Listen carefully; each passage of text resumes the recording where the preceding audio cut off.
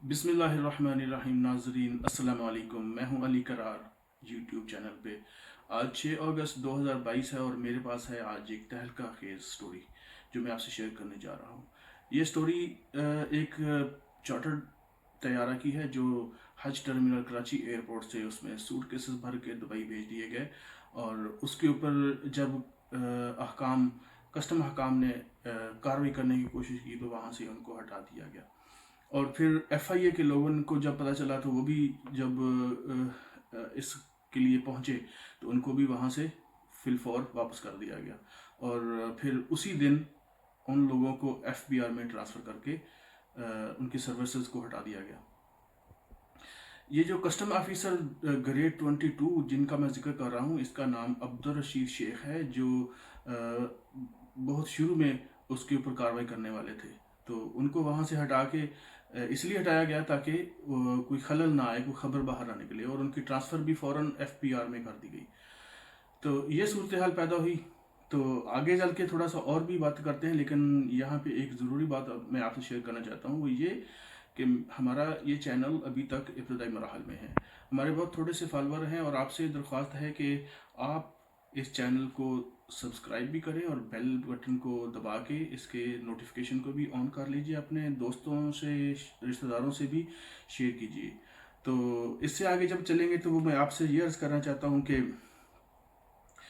वो 22 ग्रेड के ऑफिसर अब्दुल रशीद शेख को जब एफबीआर में भेज दिया गया तो उसके बाद फेडरल गवर्नमेंट के कैबिनेट डिवीजन ने एक लेटर जारी किया एफबीआर को कि वो ऑफिसर्स जो पहले ट्रांसफ़र किए गए एफबीआर में उनको फॉर उसी दिन उनके हवाले किया जाए, उनकी सर्विसेज फेडरल गवर्नमेंट के अंदर कर दी जाए। तो ये आपको अंदाज़ा लगाना मुश्किल नहीं होगा कि उनको पहले कस्टम से और एफआईए से ट्रांसफ़र करके एफबीआर में भेजा गया, उसके बाद एफबीआर से फेडरल गवर्नमेंट में उनको बुला लिया गया। तो ये क्यों हुआ आप लोग बखूबी समझ सकते हैं, आप अपने कमेंट्स में बताइए और इसके बाद अपना एहतजाज भी कीजिए। वजारत इत्तला से हमारा तकाजा है कि वो हमें इस चीज़ के बारे में बताए कि वो जहाज़ में क्या भरा गया, उन 250 बैग्स सूटकेसेस में क्या ले जाया गया और वहाँ से लोगों को, ऑफिसर्स को एफआईए और कस्टम्स के हुकाम को क्यों हटाया गया और उनको क्यों आगे से आगे 2-3 डिपार्टमेंट में ट्रांसफ़र किया गया। अगर ये नहीं आता तो ज़ाहिर है फिर ये मनी लॉन्ड्रिंग है और उसमें डॉलर्स या पाउंड्स भर के भेजे गए हैं और ये किसने किया उसके बारे में भी एक तहलका केस बात हमारे सामने आई है। वो ये कि आरिफ हमीद भट्टी ने एक टेलीविज़न के इंटरव्यू में भी बताया कि वो उसमें सिर्फ सिविलियन भी नहीं है, उसमें कुछ बावर्दी लोग भी थे। तो ये अगर जिक्र हो चुका कि वहाँ पे वर्दी वाले लोग भी होंगे, सिविलियन सिर्फ सिविलियन नहीं है, तो फिर डीजीआईएसपीआर के ऊपर भी जिम्मेदारी आती है कि वो अपनी नशरिया अपना भी बताएं कि वो क्या खबर है, क्या नहीं है, उसमें क्या था, कौम को पता चलेगा। तो फिर ज़ाहिर है वो फिर एहतजाज भी होगा और सारी बातें चलेंगी। उससे पहले ये चाहिए कि वो अपनी तरफ से ये बात को क्लियर कर दें, लिहाजा फिर ये मनी लॉन्ड्रिंग के ज़ुमरे में बात आ जाएगी। तो ये एक तहलका खाइज बात तो है, तो इस पर हमारा एहतजाज भी है ताकि हमें बताया जाए कि वो क्या कार्रवाई हुई उस दिन, क्यों इनको वहाँ से भर के भेजा गया और दुबई भेजा गया। फिर उसके बाद जो है सिविल एविएशन, एफआईए और कस्टम हुकाम को भी ये बताना है कि वो कौन सी फ़्लाइट थी और क्या टाइम था उसका, क्या डेट थी उसकी, हज टर्मिनल से उसको क्यों भरा गया, वो सूटकेसेस में क्या था। तो ये सारी मालूमात जो है वो उनको नशर किया जाना ज़रूरी है और नेशनल टीवी पे ज़रूर बताया जाए कि वो उनको कैसे, क्या मटेरियल था उसमें, पैसे थे, डॉलर थे या पाउंड्स थे, क्यों भेजा गया। तो अगली बात ये, इससे जब हम आगे निकलेंगे तो पिछले दिनों एक स्टोरी फिनेंशियल टाइम्स के ऊपर भी आई।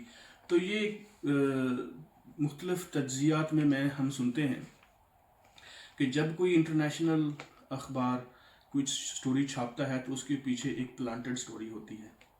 जब फिनेंशियल टाइम ने इमरान खान की मनी लॉन्ड्रिंग तो नहीं लेकिन फॉरेन फंडिंग केस की पब्लिक کو پبلش کیا تو ساتھ ہی ہمارے الیکشن کمیشن نے فیصلہ بھی سنا دیا. تو یہ ظاہر ہے کہ پلانٹڈ سٹوری تھی اور وہ پبلش کی گئی, اس کے بعد پروپیگنڈا ہوا اور پھر اس کے بعد وہ اس کا فیصلہ سنا دیا گیا. جب میمو گیٹس کا معاملہ آیا تھا تب تو فائنینشیل ٹائمز ہی ایک اخبار تھا جس نے یہ پلانٹ کی تھی سٹوری. تو یہ اس کو ٹائمرز دیکھیں تو ان کی ایک خصوصی ٹائم ہوتا ہے. جب کوئی ایشو یا کوئی چیز سامنے لے کے آنی ہوتی ہے تو پھر اس کو پلانٹ کیا جاتا ہے کہ ابھی اس کا رائٹ ٹائم ہے اور ابھی اس کو پبلش کریں. رکوایا بھی آتا ہے جب کسی چیز کو ابھی ٹائم مقرر نہیں ہوتا تو اس کو کہہ دیتے ہیں کہ ابھی اس سٹوری کو شائع نہیں کی جائے. لیکن ان دونوں سٹوریز سے ثابت ہوتا ہے کہ فائنینشیل ٹائمز کے ساتھ کچھ لوگ پاکستان کے جڑے ہوئے ہیں جو عین وقت پہ وہ کہتے ہیں کہ جی ابھی صحیح ٹائم ہے اور ابھی اس کو پبلش کر دیا جائے, اور پھر وہ اس کے بعد کارروائی ہو جاتی ہے, جیسے ابھی بھی عمران خان کے خلاف کارروائی ہونی شروع ہوئی. تو یہ جب جہاز کی بات کی ہے تو اس سے پہلے بھی کسٹم حکامز نے کسی کو روکا تھا. آپ سب کو یاد ہے ایان علی جب منی لانڈرنگ کر رہی تھی تو $5 لاکھ وہ لے کے جا رہی تھی. تو جس کسٹم آفیسر نے اس کو روکا تھا تو وہ اپنے جان سے ہاتھ دھو بیٹھا. اور ایان علی نے اپنے ساتھ یہ بتایا تھا کہ میں ہی صرف نہیں, میرے ساتھ اور کافی سارے لوگ ہیں جو اس کے ساتھ کام کرتے ہیں. تو منی لانڈرنگ وہاں پہ کی گئی, لیکن پھر آپ کو پتہ ہے کہ آصف زرداری اس میں پریزیڈنٹ تھے اور پریزیڈنٹ آفس سے کتنے لوگوں کا پروٹوکول بھی اس کو ملتا رہا, جیل میں بھی اس کو عالی شان سروسز دی گئیں, تو اور اس کا کچھ نہیں بنا. اور زرداری صاحب بھی لوگوں پہ انگلی اٹھاتے رہے کہ میرا نام اب کیوں لے رہے ہیں, جبکہ وہ ایان علی نے اپنی ساری باتیں بتا دی تھی وہاں پہ. تو یہ آپ سمجھ سکتے ہیں کہ جب کسی چیز کو مٹایا جاتا ہے تو کیسے مٹایا جاتا ہے. آج تک اس کیس کا کوئی فیصلہ نہیں ہوا, اس کے انویسٹیگیشن آفیسر کو مار دیا گیا اور پھر ختم ہو گئی سٹوری. ابھی وہ آفیسر جو افضل رشید شیخ ہے اس کے ساتھ کیا ہوگا کیا نہیں ہوگا یہ آنے والے وقت میں پتہ چلے گا. تو ان چیزوں کے اوپر ہم سب کو ایک ضروری بات کرنی ہے, آواز اٹھانی ہے اور پتہ کرنا ہے کہ یہ منی لانڈرنگ ہے اور کیوں ہوئی ہے. اگر نہیں ہوئی تو وہ بیگز میں کیا تھا اور کیوں لے کے جایا گیا تھا, اس میں صرف سویلین تھے یا اس میں غیر سویلین بھی ہیں, تو وہ کیوں ہیں. تو یہ ساری باتیں ایک سوالیہ نشان ہیں جو ہمیں پوچھنا ہے. جب تک اس چیز کا جواب نہیں آئے گا, جب تک اس کی کلیئرنس رپورٹ نہیں ملے گی, تب تک یہ منی لانڈرنگ ہے. تو میں آپ سے عرض کرتا ہوں کہ اس کی آواز اٹھائیے, یہاں پہ کمنٹس میں بھی لکھیے اور کہیں اور بھی بتائیے, آواز بھی اٹھائیے اور دوستو آپ سے شیئر بھی کیجیے. تو آنے والے وقت میں جب تک کوئی نئی اطلاع آتی ہے تب تک ہم اس بات کو ضرور پوچھیں گے. تو اپنا خیال رکھیے گا, اس چینل کا بھی. تو السلام علیکم.